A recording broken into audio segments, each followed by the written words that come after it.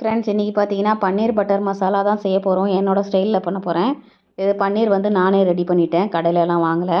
காலையிலே ரெடி பண்ணி மதியானத்துக்கு லஞ்சுக்கு ரெடி பண்ணியாச்சு. இந்த மாதிரி துணியில் கட்டி எடுத்து வச்சுருந்தேன், ரெடி பண்ணி வச்சுட்டேன். இப்போ இதுக்கு தேவையான பொருள் பார்த்தீங்கன்னா சின்ன வெங்காயம், ஒரு தக்காளி, 2 பச்சை மிளகா, பூண்டு, இஞ்சி, முந்திரி, ஒரு பட்டை, 2 ஏலக்காய். இதுக்கு மசாலா ஐட்டம் பார்த்தீங்கன்னா ஒரே ஒரு வெங்காயம், சின்ன வெங்காயம் மட்டும் சின்ன சின்னதாக பொடிசாக நறுக்கி வச்சுருக்கேன். இதுக்கு வந்து வெறும் மிளகாத்தூள் இருக்கு இல்லையா, அதுவும் அப்புறம் கரம் மசாலா, மல்லித்தூள், இது மட்டும்தான். கொஞ்சம் பட்டர் என்கிட்ட இருந்தது. பட்டர் இல்லைனா நீங்கள் எண்ணெயும் யூஸ் பண்ணிக்கலாம். ஃபஸ்ட் நம்ம வந்து கடாயில் எண்ணெய் ஊற்றிட்டு 2 ஏலக்காய், அந்த பட்டை போட்டுடலாம். பட்டை போட்டுட்டு நல்லா பொரி வந்தது முந்திரியை போட்டு கொஞ்சம் ப்ரௌனிஷ் வரா மாதிரி பண்ணி எடுத்துக்கலாம்.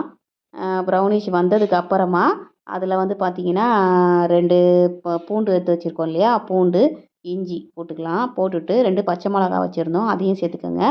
சேர்த்துட்டு நல்லா வதக்கிடுங்க. அப்புறம் வந்து நம்ம கட் பண்ணி வச்சுருக்க சின்ன ஆனியன் அதை சேர்த்துக்கோங்க. அதில் ஆனியனை சேர்த்துட்டு நல்லா வதக்குங்க.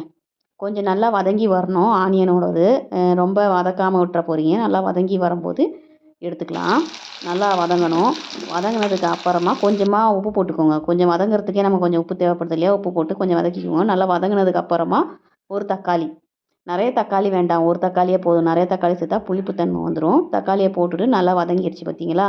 தக்காளி போட்டு நல்லா வதங்கினதுக்கு அப்புறமா இது கொஞ்சம் ஆறணும். ஆறத்துக்காக நம்ம எடுத்து வச்சிடலாம். இது ஆறிட்ட பிறகு ஒரு ஜாரில் அதை அப்படியே மாற்றிட்டு ஜாரில் போட்டுட்டு நல்லா மிக்சியில் அரைச்சிடுங்க. நல்லா பேஸ்ட்டாக அரைச்சி எடுத்துக்கோங்க. இந்த மாதிரி பேஸ்ட்டாக அரைச்சி எடுத்துக்கோங்க. எடுத்ததுக்கப்புறமா ஒரு கடாயில் பட்டர் நம்ம வச்சுருந்தோம் இல்லையா, பட்டரை போட்டு நல்லா அந்த பட்டர் உருகி வரட்டும். நல்லா உருகணும். நல்லா ஹீட்டாக இருக்கும்போது போட்டுக்கோங்க கடாயில். நல்லா உருகி வந்ததுக்கப்புறமா அதில் வந்துட்டு கொஞ்சமாக சீரகம், ஒரே ஒரு ஏலக்காய், பட்டை, அந்த பிரிஞ்சி இலை அது மட்டும் போட்டுக்கோங்க. போட்டுட்டு நல்லா பொரி வரட்டும். இந்த மாதிரி நல்லா பொரிஞ்சு வரும். ஏன்னா நம்ம பட்டர் தானே விட்டுருக்கோம், அதனால் பட்டரோட இது வந்து நம்ம ஸ்லோலேயே வச்சுக்கோங்க. ரொம்ப ஃபாஸ்ட்டாக அடுப்பு வச்சுருக்கீங்க அப்படின்னா ரொம்ப பொங்கி வரும். இந்த மாதிரி நீங்கள் ஸ்லோ பண்ணி வச்சுக்கோங்க. இதுக்கப்புறம் நறுக்கி வச்சுருந்த ஒரே ஒரு வெங்காயம் சாப்ஸ் பண்ணி வச்சுருந்தது அதை அதில் போட்டு நல்லா வதக்குங்க. வதக்கிட்டிங்கன்னா நல்லா ப்ரௌனிஷாக வரும். அந்த வெங்காயம் வந்து நல்லா வதங்கி வரணும். இது மாதிரி செய்யும்போது இன்னும் கொஞ்சம் டேஸ்ட்டு நல்லாயிருக்கும், கிரேவியும் நல்லாயிருக்கும் நம்ம சாப்பிட்றதுக்கு. அதனால் இதை கொஞ்சம் நல்லா ஸ்பைனாக போட்டு எடுத்து நறுக்கி வச்சுருங்க. இது நம்ம சப்பாத்தி, இட்லி, தோசை, நம்ம வெரைட்டி ரைஸுக்கும் சாப்பிட்லாம். ஆக்சுவலாக நான் இன்றைக்கி வந்து பார்த்திங்கன்னா தேங்காய் பால் சாதம் தான் செஞ்சுருக்கேன். இது பார்த்திங்கன்னா அந்த பேஸ்ட்டு நம்ம அரைச்சி வச்சுருந்தோம் இல்லையா, அதை இதோட ஆட் பண்ணிக்கோங்க. ஆட் பண்ணி நல்லா கிளறி விட்டுருங்க. ஸ்லோலியே இருக்கட்டும் அடுப்பு. ஏன்னா வந்து ஃபாஸ்ட்டில் வச்சிங்கன்னா இது வந்து தெரிக்கும் போது நம்ம மேலெல்லாம் பட்டுரும். ஹீட்டாக இருக்கிறதுனால இது பண்ணும்போதெல்லாம் ஸ்லோலியே இருக்கட்டும் அடுப்பு. ஸ்லோலியே வச்சு எல்லாமே பண்ணுங்கள். இதை பண்ணிவிட்டு கொஞ்சம் மூடி வச்சுருங்க. இது கொஞ்சம் நல்லா கொதித்து வரட்டும். இது பார்த்திங்களா கொதித்து இந்த மாதிரி வந்துடும். வந்ததுக்கப்புறம் கொஞ்சம் கிளறிட்டு இதில் வந்து நம்ம இப்போ வந்து மசாலா ஐட்டம் சேர்த்துக்கணும். நம்ம ஆல்ரெடி எடுத்து வச்சுருக்கோம் இல்லையா, அந்த மசாலாவை வந்து இதில் ஆட் பண்ணிக்கோங்க. நல்லா கொதி வந்து நல்லா பிரிஞ்சிட்ருக்கு, எண்ணெயெலாம் நல்லா பிரிஞ்சிருக்கு இல்லையா.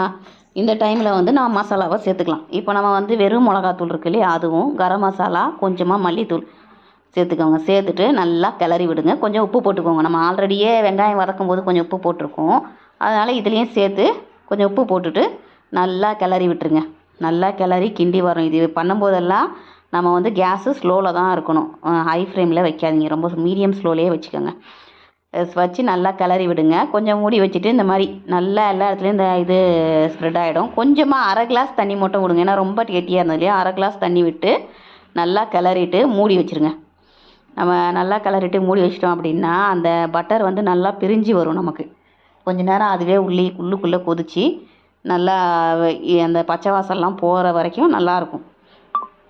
அதனால் நம்ம இப்போ பன்னீர் ஆல்ரெடி எடுத்து வச்சுருக்கேன் நான். அந்த பன்னீரை வந்து சின்ன சின்னதாக கட் பண்ணி எடுத்துக்கலாம் நம்ம. ஏன்னா இப்போ மசாலா நம்ம ரெடி பண்ணி விட்டோம். இந்த பன்னீரை வந்து சின்ன சின்னதாக கட் பண்ணி எடுத்துக்கலாம். ஏன்னா அவங்கவுங்க உங்களுக்கு எப்படி தோணுதோ அந்த மாதிரி கட் பண்ணிக்கலாம். நான் வந்து இந்த மாதிரி கட் பண்ணி எடுத்திருக்கேன். இது நான் வீட்டிலே தான் பண்ணியிருக்கேன். ஒரே நாள் தான், காலையில் பண்ணிவிட்டு மதியானம் லஞ்சுக்கு ரெடி பண்ணிட்டேன் பன்னீரை. அதனால் இந்த மாதிரி கட் பண்ணி எடுத்து ரெடி பண்ணி வச்சுக்கோங்க. இப்போ இந்த மூடி வச்சுருந்தோம் இல்லையா, அந்த மசாலா ஓப்பன் பண்ணி பாருங்கள். பட்டர் அப்படியே பிரிஞ்சு போய் வந்திருக்கு பாருங்கள். நல்லா ரெட்டிஷ் கலர்லேயும் இருக்குது. வெறும் மிளகாத்தூள் சேர்த்துருக்கோம் இல்லையா, அதனால் நல்லா ரெட்டிஷ் கலராக இருக்கும்.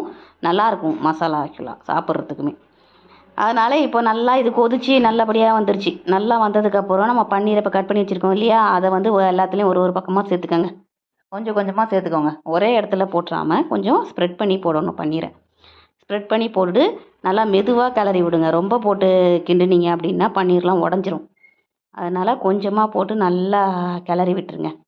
நல்லா மெதுவாக நான் வந்து கொஞ்சம் இது வந்து ஃபாஸ்ட்டில் வச்சுருக்கேன், அதனால் அப்படி தெரியுது உங்களுக்கு. மெதுவாக கிளறி தான் நான் விட்டுருக்கேன். மெதுவாக கிளறிட்டு அப்படியே மூடி வச்சுருங்க. ஒரு 5 நிமிஷம் மூடி இருக்கட்டும். அந்த மசாலாலாம் அந்த பன்னீரில் போய் நல்லா இதுவாகணும். அப்போ தான் அந்த டேஸ்ட் நல்லாயிருக்கும். அதனால் கொஞ்சம் மூடி வச்சுருங்க. மூடி வச்சதுக்கப்புறமா ஓப்பன் பண்ணி பார்த்தீங்களா கரெக்டாக அந்த பட்டர்லாம் நல்லா பிரிஞ்சு வந்திருக்கு. இந்த டைமில் நான் வந்து கொத்தமல்லி சேர்க்கல. என்கிட்ட வந்து வெங்காயத்தாள் இருந்தது. அதை தான் கட் பண்ணி வச்சுருந்தேன். அதனால் அந்த வெங்காயத்தாளை மேலே போட்டுட்டு இதோட அப்படியே கிளறி விட்டுட்டு நான் வந்து ஆஃப் பண்ணிட்டேன். போதும், இதுவே போதுமானது. அதனால் இதை ஆஃப் பண்ணிவிட்டு எடுத்து நம்ம சர்வ் பண்ண வேண்டியதுதான். நான் பார்த்தீங்கன்னா தேங்காய் பால் சாதம் தான் இன்றைக்கி பண்ணியிருந்தேன். பையன் ஸ்கூல்லேருந்து மத்தியானம் ஆஃப் டே வந்துருவார். தேங்காய் பால் சாதம் ரெடி பண்ணி வச்சுட்டேன். இந்த தேங்காய் பால் சாதம் ஆல்ரெடி நான் பண்ணியிருக்கதை நம்ம வீடியோவில் போட்டிருக்கேன். அந்த லிங்க் உங்களுக்கு அனுப்புகிறேன். உண்மையிலே நல்லா இருந்தது. வெரைட்டி ரைஸ்க்கு நீங்களும் ட்ரை பண்ணி பாருங்கள். நான் நெக்ஸ்ட் வீடியோவில் பார்க்குறேன்.